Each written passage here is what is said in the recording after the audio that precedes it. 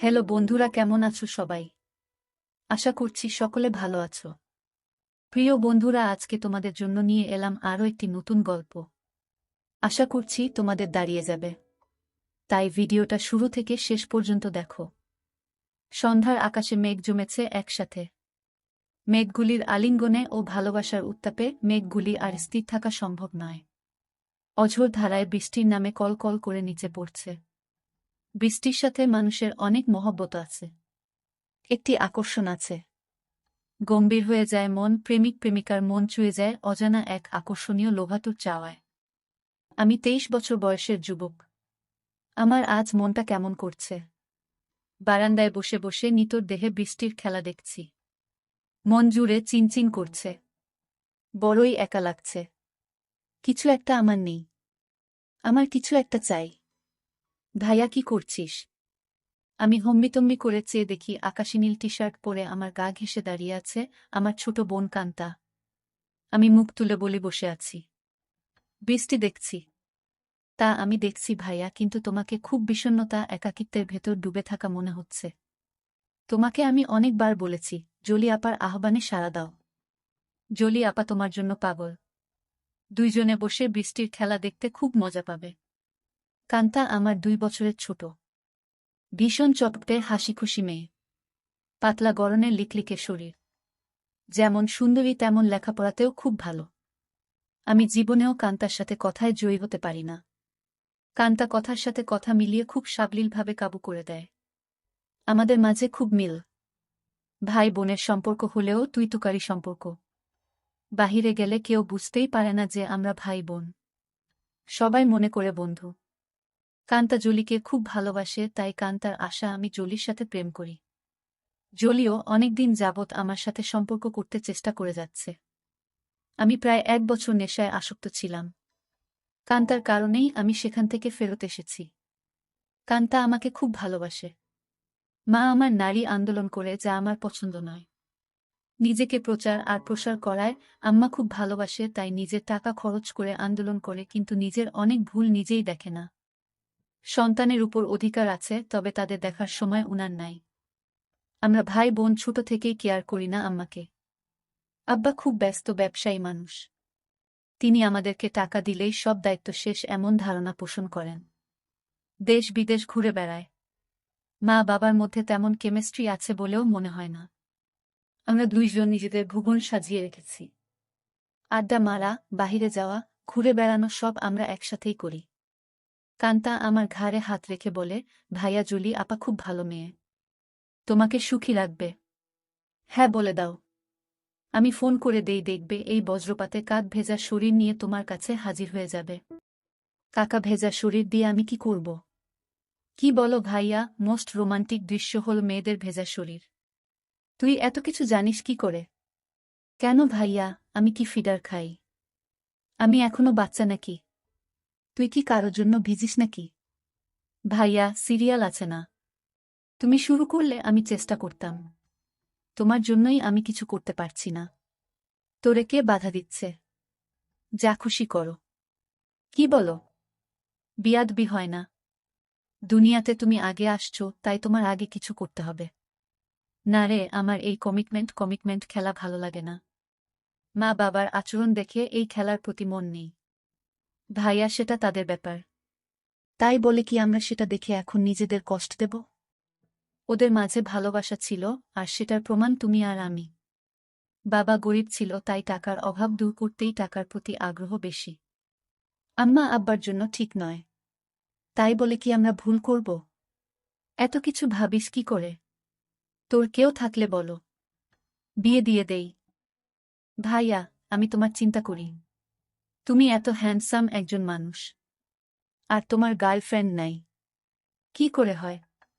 তোমার দিকে সব মেয়ে চেয়ে থাকে হা করে, তুমি কি জান? তাই তুই কি এই সব দেখে বেড়াস নাকি? আমি হয়তোবা দেখতে ফানি কার্টুন, তাই সবাই দেখে।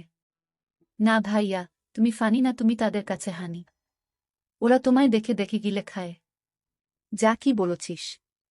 ভাইয়া, তুমি আসলেই খুব হ্যান্ডসাম, কিন্তু সেই ফিগারটাকে কাজে লাগাচ্ছ না। ইচ্ছা করলে অনেক মজা করতে পারো। কি করে? একটু এফোর্ট দাও, দেখবে প্রতিদিন তুমি বেড ডেটিং করতে পারবে। তুই কি করছিস নাকি এসব? আমি কোথায় পাব? কেউ আমাকে পছন্দ করে না। সবসময় তোমার সাথেই থাকি। অপরিচিত সবাই মনে করে তুমি আমার বয়ফ্রেন্ড।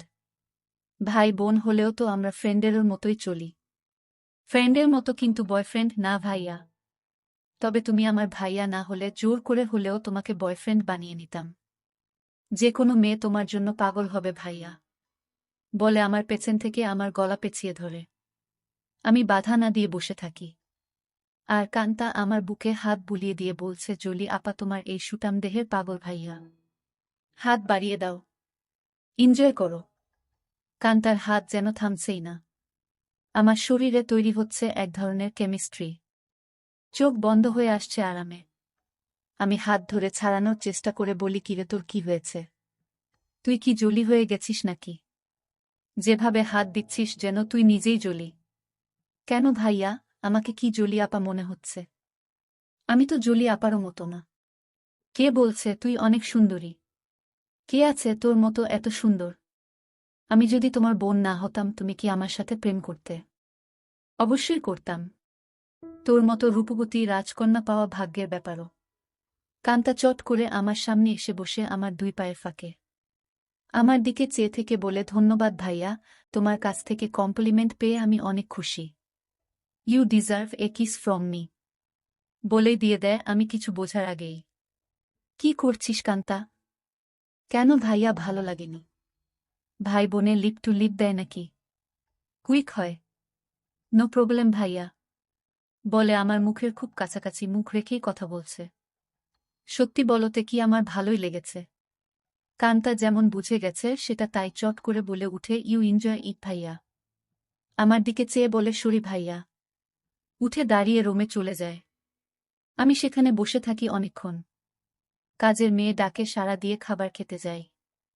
কান্তা আজ খাবে না, তাই আমি একাই খেয়ে রুমে গিয়ে ঘুমিয়ে যাই। কান্তার সাথে আমার দেখা হয় না আজ 2 দিন। লজ্জায় আমিও দেখা করার ইচ্ছা করিনি, কিন্তু আজ আমাদের নানিকে দেখতে যাওয়ার কথা এবং খালাতো ভাইয়ের বিয়ের ব্যাপারে আমাদের অনুষ্ঠানের পরিকল্পনা নিয়ে সকল আত্মীয়স্বজন নিয়ে মিটিং আছে সন্ধ্যায় খালার বাসায়। কান্তার মোবাইলে টেক্সট দিয়ে আমাকে জানিয়ে রেখে বলে সে খালার বাসায় চলে যাবে, যেন আমি মিস না করি, কিন্তু নানির বাসায় সে যাবে না। আমি নানির বাসা থেকে খালার বাসায় গিয়ে দেখি সবাই বসে আছে। আমাদের মিটিং শেষ করে রাত 12। একটা হোভার ডেকে বাসায় আসি। প্রায় সবাই গাড়ি নিয়েছিল, কিন্তু কান্তা কারো লিফট নিতে নারাজ। বাসায় এসে যার যার রুমে চলে যাই। আম্মা জানতে চাইল মিটিং কেমন হলো এবং আমরা কি করব। আমরা দুইজনই কালকে বলব বলে বিদায় নিই। আম্মা শুধু বলল, আগামীকাল আমরা কক্সবাজার যাব, তোরা কি যেতে চাস নাকি? আমি বললাম না। কান্তা জবাব না দিয়ে চলে যায়। আব্বা আম্মা দুপুরের ফ্লাইটে কক্সবাজার চলে গেলে আমি আর কান্তা বাসায় বসে আছি। তখন কান্তা বলে, ভাইয়া চলো আজ আমরা বাহিরে ডিনার করি। আমি রাজি হতেই কান্তা ধন্যবাদ দিয়ে কাজের মেয়েকে বলে, আমরা রাতে খাবো না আজ। তুই ইচ্ছা করলে ছুটি নিতে পারিস। কালকেও আমরা থাকব না। আমাদের আগেই কাজের মেয়ে চলে যায় তার স্বামীর বাসায়। আমরা বিকালে বাহির হই ডিনারের জন্য। কান্তা ইচ্ছা করে খুব সুন্দর একটা ড্রেস পরে। দেখতে খুব সুন্দর লাগছিল। ড্রেস দেখে কেউ বলবে না আমি তার ভাই। ভাইয়ের সাথে ডিনার করতে যাচ্ছে। কান্তার চেয়ে থাকা যেন আমার ভালো লাগছে না। কি যেন সে বলতে চায়। কি যেন লুকিয়ে আছে কান্তার ভেতরে। ভাইয়া, তুই আমার প্রতি রেগে আছিস। সেটা কিন্তু একটা ফান ছিল। কেমন করে যেন একটু বেশি হয়ে গেল, তাই না? সরি ভাইয়া, বাদ দে সেই কথা। আমরা তো ভাই বোন, কিন্তু বন্ধু বটে। আমরা ডিনার করে রাত 10টায় আমরা বাসায় চলে আসি। কান্তা ড্রেস চেঞ্জ করে নিচে টিভি দেখতে আসলে দেখে আমি বসে আছি। ভাইয়া চেঞ্জ করে আস, মুভি দেখব। আগামীকাল কয়েকজনকে ডেকে নিয়ে পার্টি দেব। কি বলো? বেশি না। তুই যাকে ইচ্ছা বলে দিস আসতে। আমি রাজি। যেন ওসব জিনিস না আনে। আমি একটা শর্ট পরে নিচে এসে একটা হিন্দি মুভি দেখছি। কান্তাও শর্ট পরা। মা বাবা না থাকলে আমরা প্রায় সময়ই তা পড়ি। অনেকক্ষণ কান্তা কোনো কথাই বলেনি। অন্য সময় মুভি পছন্দ না হলে বা সাউন্ড বেশি কম নিয়ে ঝগড়া করে। আমি প্রথম কথা বলি, কিরে কান্তা, কফি খাবি? দাঁড়াও ভাইয়া, আমি বানিয়ে নিয়ে আসি। বলে কিচেনে চলে যায় এবং কেটলিতে পানির সুইচটা দিয়ে অপেক্ষা করে। আমিও গিয়ে পাশে দাঁড়াই আর বলি, তোর মন খারাপ নাকি? কিছু তো বল। না ভাইয়া, আমার সেই ভুলের জন্য খারাপ লাগছে। কি যে বলিস, কি হয়েছে? আমি কিছু মনে করি নাই। ভালোই লেগেছে। ভালোই লেগেছে কথাটা বললাম কারণ কান্তা যেন সহজ হয় একটু। তোমার ভালো লেগেছে? তা আমি তখনই বুঝেছিলাম। কফি নিয়ে আমরা সোফায় পাশাপাশি বসে টিভি দেখছি।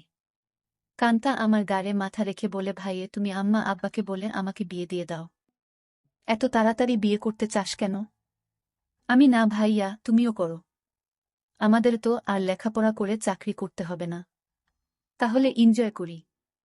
কি বলো? দেখলে না তুমি আমার সাথেই কি মজা পাইলে? ভাবি হলে তো আরো পেতে নাকি? কেন?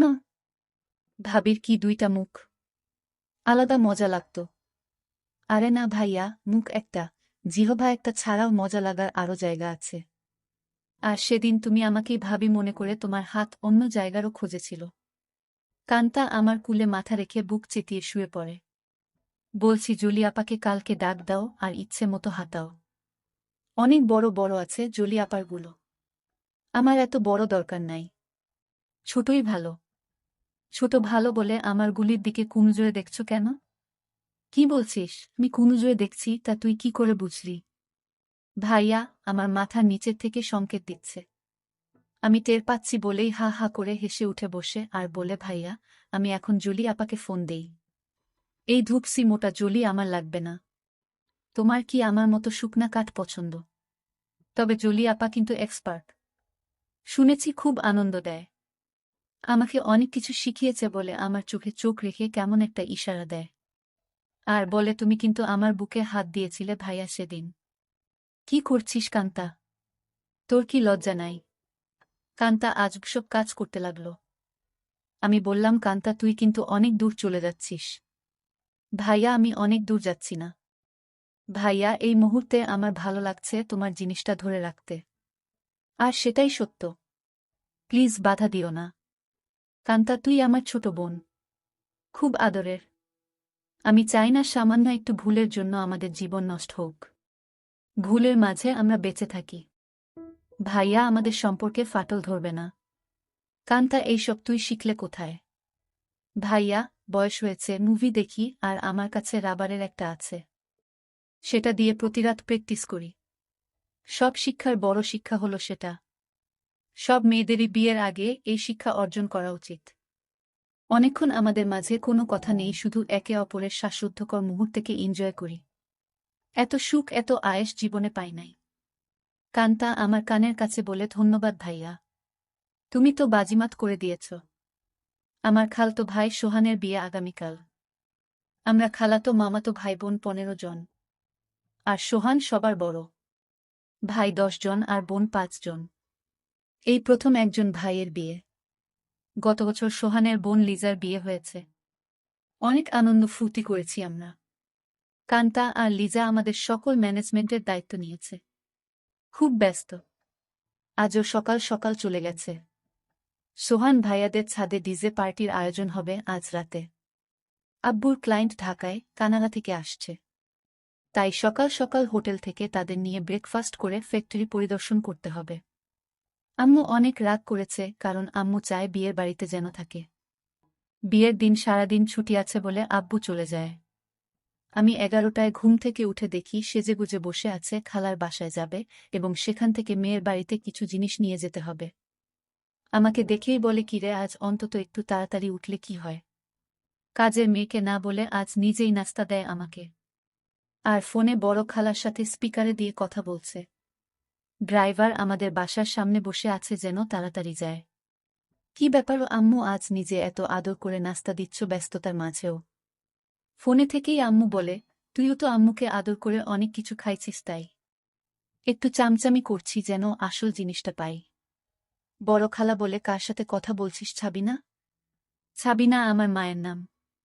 আপি অঙ্কিত। এখন ঘুম ভাঙল। সবাই ভাবছে অঙ্কিত রাগ করেছে। ওকে সাথে করে নিয়ে আয়। ফোনটা অঙ্কিতকে দে। আপি শুনছে, কথা বলো। এই অঙ্কিত গতকাল আসলি না কেন?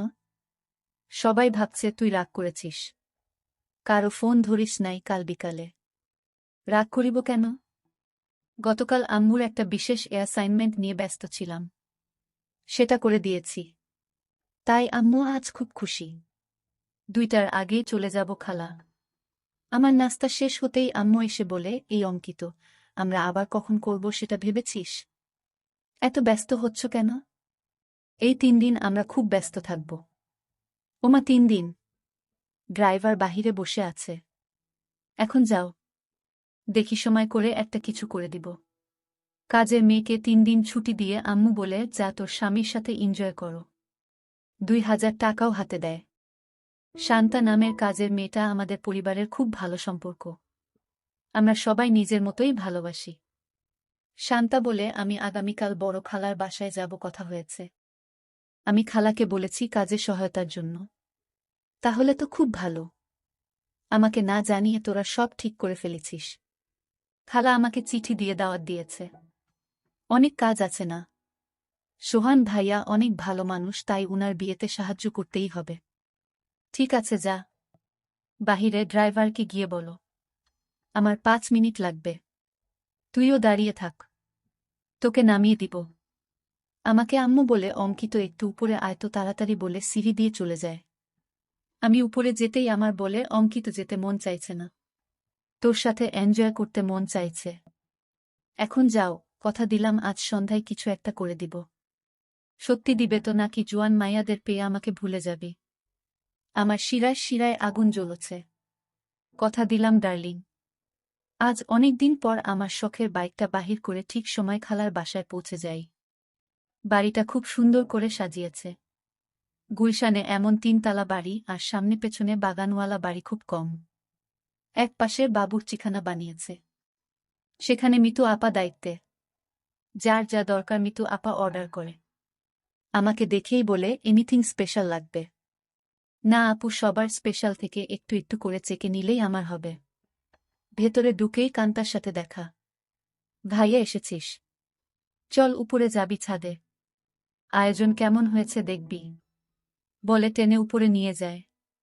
সাথে সাথে অনেকেই যায়। খুব সুন্দর হয়েছে। পার্টি কখন শুরু হবে? 6টার সময়, 12টায় শেষ। কান্তা সবাইকে বলে, এই তোরা সবাই নিচে যা। খাবারের কি খবর দেখো। আমি ভাইয়ার সাথে একটা সিক্রেট কথা বলে আসছি। নিশা রাগ করে বলে, এক বাসায় থাকো। সিক্রেট কথা বাসায় বলে আসতে পারো না? যা পাকনামি করবি না। যখন আসছি ভাইয়া ঘুমাচ্ছিল। এই সিক্রেট কথাটা না বললে কাজে মন দিতে পারছি না। কান্তা আমাকে এক কোনায় নিয়ে বলে, কি খবর মাই হিরো? রাতে টায়ার্ড ছিলে তাই বলে কি দরজা বন্ধ করে ঘুমিয়েছিলে? সকাল থেকে ছটপট করেছি। জানি তুই ডিস্টার্ব করবি তাই বন্ধ করে দিয়েছিলাম ভালো ঘুমের জন্য। ভাইয়া, আমরা 1 বোতল শরাব নিয়ে আসছি। রাতে খাবো। খাবি নাকি? দেখা যাক। কান্তা মুচকি হাসি দিয়ে চলে যায়। জমে উঠেছে আমাদের ডিজে পার্টি। সোহানের চোখে মুখে আনন্দ। 3 বছরের প্রেমিকা তিন্নি বউ হয়ে ঘরে আসছে। মা বাবা ভাই বোন বন্ধুবান্ধব মিলিয়ে প্রায় 15 জন মানুষ ছাদে। খাচ্ছে, গল্প করছে, মিউজিক শুনছে, ড্যান্স করছে। আমার কাছে এই সব আনন্দ খুব বাড়াবাড়ি মনে হচ্ছে। অযথা টাকা পয়সা নষ্ট। দেশে অনেক গরিব আছে। সেই দিকে খেয়াল রাখা উচিত আমাদের। আমি কথা প্রসঙ্গে সোহান ভাইয়ার সাথে শেয়ার করি। সোহান ভাইয়া উঠে দাঁড়িয়ে মাইকের কাছে চলে যায় এবং মাইক হাতে নিয়ে বলে, লেডিস অ্যান্ড জেন্টস, আমার ছোট ভাই অঙ্কিত এইমাত্র আমাকে বলল ওর কাছে এই পার্টি খুব বাড়াবাড়ি মনে হচ্ছে। অযথা আমরা টাকা পয়সা খরচ করছি। অঙ্কিতের কথাটা আমার ভালো লেগেছে। আমি আমার ব্যক্তিগত ফান্ড থেকে 5 লক্ষ টাকা আমার খালা ছাবিনার মাধ্যমে গরিব অসহায় মহিলাদের সাহায্য করব। সবাই হাত তালি দিয়ে সোহান ভাইয়ার চেয়ে আমাকেই বেশি ধন্যবাদ জানায়। আম্মু আমার কাছে এসে বলে, অনেক খুশি হয়েছি। আরও বেশ কয়েকজন এই ফান্ডে দান করেন। প্রায় 30 লক্ষ টাকার প্রমিস হয়। আম্মু মাইকে গিয়ে সবাইকে ধন্যবাদ জানিয়ে বলে, কি করে সঠিকভাবে এই ফান্ড ভালো কাজে ব্যবহার হয় সেই জন্য অঙ্কিত সোহান আমার সাথে কাজ করবে। সোহান ভাইয়া আমাকেই দায়িত্ব দিয়ে দেয় যেন আম্মুর সাথে কাজটা সঠিকভাবে করি। আম্মু আবার আমার কাছে এসে বলে, আর দেরি সহ্য হচ্ছে না। আম্মু পাগল নাকি তুমি? কান্তা আমাদের পাশে এসেই বলে, কি খবর ভাইয়া? আম্মুর নতুন পার্টনার হয়ে গেলে। আমি কান্তাকে বলি, তুই ইচ্ছা করলে আমাদের পার্টনার হতে পারিস। বিনিময়ে কিছু দিতে হবে নাকি? আমাকে কিছু দিয়ে দিস হয়ে যাবে। এই কথাই তো আম্মু বলছিল, আর তুই চলে আসলি। দিয়ে দিব, নিয়ে যেও, পার্টনার হতে চাই বলে চলে গেল। আম্মু আবার বলে, এই অঙ্কিত কিছু বলো না। আমার এখন চাই। এখন কোথায় কি করে হবে? শত শত মানুষ। আমি জানি না, তুই একটা কিছু করো। নয়তো সবার সামনে খুলে ধরব কিন্তু। আম্মু কথা শেষ করতে না করতেই ফোন বেজে ওঠে। আম্মুর খুব ঘনিষ্ঠ বান্ধবীর স্বামী কার অ্যাক্সিডেন্ট করেছে। আম্মুর সাহায্য চায়। আম্মুর পরিচিত হাসপাতালে আছে। ওদের অবস্থা তেমন ভালো না। আম্মু সবার কাছে বলে কিছুক্ষণের জন্য যেতে চায়। সাথে আমাকেও নিয়ে যেতে চায়। সবাই তাড়াতাড়ি চলে আসার কথা বলে দেয়। কান্তা আমার পাশে এসে বলে, ভাইয়া কি খবর? আম্মু দেখি তোমাকে ছাড়া এখন চোখে পথ দেখে না। কি ব্যাপার? আম্মু কান্তাকে বলে, তুই যদি যেতে চাস চল আমাদের সাথে। না আম্মু, তোমাদের ডিস্টার্ব হবে আমি গেলে। আমি এখানেই আছি। সোহান ভাইয়া ড্রাইভার আমাদের নামিয়ে দেয় হাসপাতালে। আম্মু ডাক্তারের সাথে দেখা করে বলে, উনি আমার রোগী। আপনারা চিকিৎসা করুন। টাকা পয়সা আমি দেখব। আম্মুর বান্ধবী শিলাকে সান্ত্বনা দিয়ে বলে, চিন্তা করিস না, ঠিক হয়ে যাবে। তোরা কোনো টাকা দিস না। আমি পরে এসে সব ঠিক করব। তোর কাছে টাকা না থাকলে বলিস। সোহানের বিয়ে বাসায় বহু মেহমান আমার জন্য অপেক্ষা করছে। আমি এখন যাই। আমরা একটা ট্যাক্সি করে সোজা আমাদের বাসায় চলে আসি। আমার রুমে ঢুকে আম্মু বিছানায় গিয়ে আমাকে বলে, কই তুই আয়। আমাদের হাতে সময় নাই। মাত্র 1 ঘন্টা সময়।